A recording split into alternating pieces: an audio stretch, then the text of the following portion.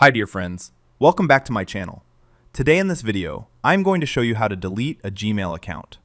Before we start the video, please don't forget to subscribe to our channel. So, let's get started.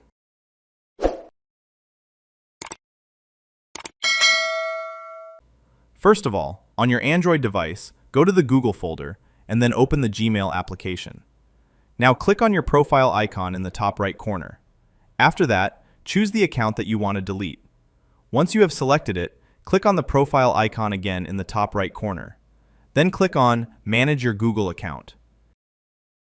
Here, scroll down until you see the Data and Privacy option. Click on it. Now scroll down until you find the Delete your Google account option. Then click on it. After that, use your fingerprint to verify your identity. Now scroll down and check both of the boxes. Then click on Delete account. That's it. As you can see, this Gmail account has been deleted successfully. So friends, this is how you can easily delete your unnecessary Gmail account. If you found this video helpful, please don't forget to subscribe to our channel. Thanks for watching.